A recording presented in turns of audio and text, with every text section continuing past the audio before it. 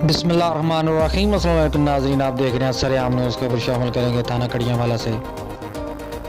थाना कड़ियांवाला के गांव चेचीयां में मुखालफीन ने जुल्म के पहाड़ तोड़ दिए। जबरदस्ती पुलिस की मौजूदगी में वराثती जमीन पर नाजائز कब्जा कर लिया। خواتین पर बेमाना तशद्दद मार मार कर अधमुआ कर दिया। पुलिस की पुरस्कार खामोशी कार्रवाई करने से कासर। पैसे की चमक ने सब इंस्पक्टर आरफ को فرعون बना दिया। 15 पर कॉल करने पर ख़वातीन को गंदी गलीज गालियाँ, नज़ेबा अल्फाज का इस्तेमाल। चेचियां के राशि हमीद अहमद इलियास उर्फ मजीद, परवीन बीबी, सुगरा बीबी, समीना बीबी ने सरेआम न्यूज़ से गुफ्तगू करते हुए बताया कि मोहम्मद नवाज, इम्तियाज़, फयाज, शिबाज, सजाद, हारून और सिविल अस्पताल में दर्जा 4 के मुलाजिम शाहिद ने हम पर जुल्म और जबर के पहाड़ तोड़े। हमारे साथ होने वाले इन तमाम मजालिम का असल जिम्मेदार रिश्वतखोर, हरामखोर, इंसानियत से आरी सब इंस्पेक्टर आरिफ है। इस हरामखोर ने हमारे मुखालफीन से हरामखोरी करके रिश्वत के पैसे लेकर हमारा जीना हराम कर रखा है। थाना कड़ियांवाला के गांव चेचियां के मजलूम खानदान सरेआम न्यूज़ के सामने फट पड़ा। आइए जानते हैं जुल्म की कहानी इन्हीं की। मैं गल करांगा, इंशाल्लाह सच्ची करांगा, झूठी नहीं करन लगा। साडा 14 तरीक तो पहले इत्थे कुछ भी नहीं, असीं तरीक दे गए 14 तरीक नूं, मगरों जनाब इन्हां पुलिस नाल रल के ते जनाब इत्थे बलाग सट्टे ने कुली बनाई है। उस तो बाद सानू घर आण के मार कटाई कीती है। पुलिस नूं 15 ते कॉल करने आ, कोई साड़ी सुनाई नहीं हैगी। साड़ी एक गौरमेंट हुकूमत अगे वज़ीर आला अगे रिक्वेस्ट है कि साड़ी फरियाद सुनो ते साड़ी जिहड़ी है मुश्किल ये हल कराओ जी। बिल्कुल जिहड़ी गल करनी सच्ची करनी झूठी। साडे जी असीं इत्थे ना इन्हां ने बाजरा साडा वड्ढिआ, इत्थे पुलिस आई है। पुलिस ने सारा काम नाल हो के कराया। ਜਿਹੜਾ ਤਸ਼ਵੀਸ਼ੀ ਸੀ ਆਰਫ ਸਾਹਿਬ ਉਹਨੇ ਕੰਮ ਕਰਾਇਆ ਸਾਡਾ। ਅਸੀਂ ਦੱਸਿਆ ਜਿਹੜੇ ਬੰਦੇ ਉਹਨਾਂ ਦੇ ਬੈਠੇ ਨੇ, ਇਹ ਬੈਠੇ ਨੇ ਬੰਦੇ, ਉਹਨਾਂ ਨੇ ਕੋਈ ਨਹੀਂ ਉਹਨਾਂ ਪੁੱਛਿਆ। ਸਾਨੂੰ ਉਲਟੀਆਂ ਗਾਲਾਂ ਕੱਢੀਆਂ ਨੇ, ਸਾਡਾ ਬੜੀ ਜ਼ਿਆਦਤੀ ਹੋਈ ਹੈ ਅਤੇ ਇਹ ਕਰਾ ਰਹੇ ਨੇ, ਆਰਫ ਸਾਹਿਬ ਕਰਾ ਰਹੇ। ਜੋ ਕੁਝ ਵੀ ਕਰਾਇਆ ਸਾਡਾ ਆਰਫ ਸਾਹਿਬ ਨੇ ਕਰਾਇਆ ਅਤੇ ਪੁਲਿਸ ਵਾਲੇ ਵੀ ਖਲੋਤੇ ਰਹੇ। ਅਸੀਂ ਵੀਡੀਓ ਵੀ ਬਣਾਈ ਹੈ, ਕਿਸੇ ਨੇ ਸਾਡੀ ਗੱਲ ਨਹੀਂ ਸੁਣੀ। ਸਾਨੂੰ ਘਰ ਆ ਕੇ ਉਹਨੇ ਮਾਰਿਆ ਅਤੇ ਮਰਵਾਇਆ ਇਹਨਾਂ ਨੇ, ਪੁਲਿਸ ਵਾਲਿਆਂ ਮਰਵਾਇਆ ਸਾਨੂੰ। ਉਹਨਾਂ ਕਿਹਾ ਜੋ ਮਰਜ਼ੀ ਤੁਸੀਂ ਪੇ ਕਰੋ। ਇਹ ਸਾਡੀ ਖਾਨਗਾਹੀ ਵੰਡ ਹੈ, ਇਹ ਹੀ ਵੱਡਾ, ਇਹ ਹੀ ਸਭ ਕੁਝ ਕਰਨ ਵਾਲਾ ਹੈ।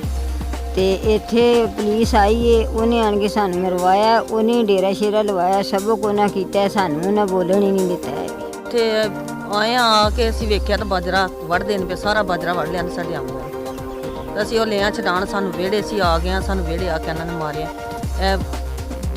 ਇਹਨਾਂ ਨੇ ਪੁਲਿਸ ਦੇ ਬੰਦੇ ਵੀ ਕੋਲੇ ਖਲੋਤੇ ਨੇ, ਸਾਰੇ ਕੰਮ ਪੁਲਿਸ ਨੇ ਨਾਲ ਹੋ ਕੇ ਕਰਾਏ। 14 ਤਰੀਕ ਵਾਲੇ ਦਿਨ ਅਸੀਂ ਨਾ ਤਰੀਕ 'ਤੇ ਗਈਆਂ ਗੁਜਰਾਤ, ਅਤੇ ਸਾਡੇ ਆਉਂਦਿਆਂ ਤੜੀ ਨਾ ਇਹਨਾਂ ਨੇ ਬਲਾਕ ਸੱਟੇ ਨੇ। ਬਲਾਕ ਸੱਟ ਕੇ ਅਤੇ ਇਹਨਾਂ ਨੇ ਮੇਰਾ ਬਾਜਰਾ ਵੱਢ ਕੇ ਲੈ ਗਏ ਨੇ 20 ਥਾਂ ਦਾ। 15 'ਤੇ ਕਾਲ ਹੋਈ ਹੈ, ਪੁਲਿਸ ਆਈ ਹੈ, ਉਹਨਾਂ ਨੇ ਕੁਝ ਨਹੀਂ ਕੀਤਾ। ਆਰਫ ਸਾਹਿਬ ਨੇ ਕੋਲ ਬਹਿ ਕੇ ਸਭ ਕੁਝ ਕਰਾਇਆ। ਮੇਰੀਆਂ ਬੱਚੀਆਂ ਸੀ ਘਰ, ਇਹਨਾਂ ਮੇਰੀਆਂ ਬੱਚੀਆਂ ਨੂੰ ਮਾਰਿਆ, ਇਹਨਾਂ ਨੇ ਸਾਡੀਆਂ ਬੀਬੀਆਂ ਸਾਰੀਆਂ ਨੂੰ ਮਾਰਿਆ ਵਿਹੜੇ ਆ ਕੇ। ਅਤੇ ਕੋਈ ਹਾਲ ਨਹੀਂ ਪੁਲਿਸ ਵਾਲਿਆਂ ਨੇ ਕੀਤਾ ਹੈ ਵੀ, ਅਤੇ ਨਾ ਹੀ ਕੋਈ ਸਾਡੀ ਗੱਲ ਸੁਣਦੇ ਨੇ। ਅਤੇ ਸਾਡੀ ਰਿਕੁਐਸਟ ਹੈ ਸਾਨੂੰ ਇਨਸਾਫ ਮਿਲਿਆ ਜਾਏ। ਸਾਡੀ ਕੋਈ ਬੰਦਾ ਗੱਲ ਨਹੀਂ ਸੁਣ ਰਿਹਾ, ਨਾ ਕੋਈ ਸਾਡੇ ਨਾਲ ਇਨਸਾਫ ਕਰ ਰਿਹਾ। 15 'ਤੇ ਕਾਲ ਕਰਨੇ ਆਉਂਦੇ ਨੇ, ਮਿਲੀ ਭਗਤ ਹੋ ਜਾਂਦੇ ਨੇ, ਹੋ ਕੇ ਤਾਂ ਘਾਟ ਹੋ ਜਾਂਦੇ ਨੇ।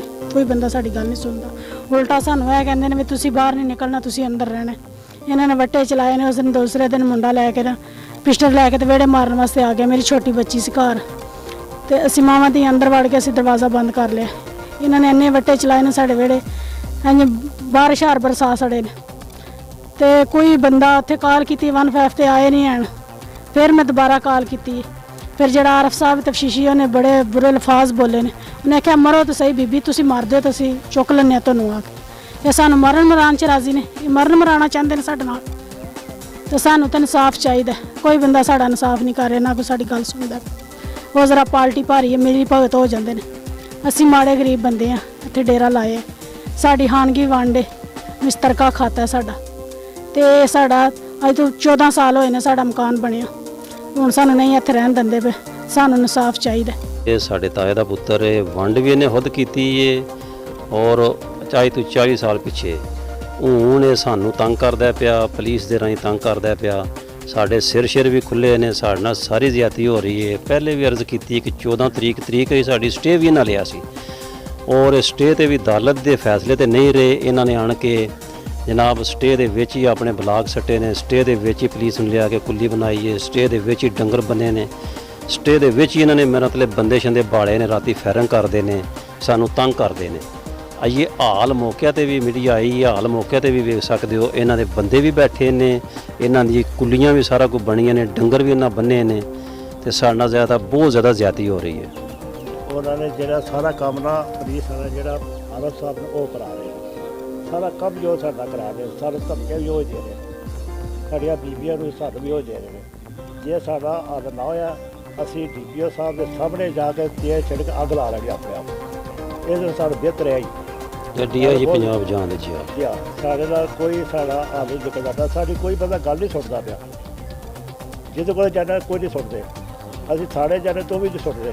15 ਤੇ ਕਾਲ ਕਰਨੇ, 15 ਦੀ ਕਾਲ ਦਾ ਕੋਈ ਅਸਰ ਨਹੀਂ, ਕੋਈ ਆਉਂਦੀ ਪੁਲਿਸ ਸਾਹਮਣੇ ਉਹਨਾਂ ਦੇ ਸਾਹਮਣੇ ਬੈਠੇ ਹੁੰਦੇ ਨੇ, ਉਹ ਬਿਲਕੁਲ ਉਹਨੂੰ ਵੇਖ ਕੇ ਛੱਡ ਕੇ ਟੁਰ ਜਾਂਦੇ ਨੇ। 8 ਦਿਨ ਦਾ ਟਾਈਮ ਹੈ, 8 ਦਿਨ ਦੇ ਵਿੱਚ ਅਗਰ ਸਾਡੀ ਫਰਿਆਦ ਕਿਤੇ ਸੁਣੀ ਗਈ ਤੇ ਅਲਹਮਦੁਲਿਲਾ, ਅਗਰ ਨਾ ਸੁਣੀ ਗਈ ਤੇ ਅਸੀਂ ਐਲਾਨ ਕਰਨੇ ਆ ਕਿ ਆਪਣੇ ਆਪ ਤੇ ਤੇਲ ਸੱਟ ਕੇ ਤੇ ਅੱਲਾ ਦੇ ਫਜ਼ਲ ਨਾਲ ਅਸੀਂ ਇਹਨਾਂ ਦੇ ਸਿਰੇ ਚੜਾਂਦੇ, ਅਸੀਂ ਆਪਣੇ ਆਪ ਨੂੰ ਅੱਗ ਲਾ ਕੇ ਤੇ ਜਨਾਬ ਅੱਗ ਲਾ ਕੇ ਸੜ ਕੇ ਮਰਾਂਦੇ ਨੇ ਸਾਹਮਣੇ, ਇਹਦੇ ਮੱਥੇ ਲੱਗਾਂਦੇ ਸੀ। ਇਹ ਜਿਹੜਾ ਸਾਡਾ ਤਫਸ਼ੀਸ਼ੀ ਹੈ ਸਾਡੇ ਨਾਲ ਇਹ ਜ਼ੁਲਮ ਕਰਾ ਰਿਹਾ ਹੈ।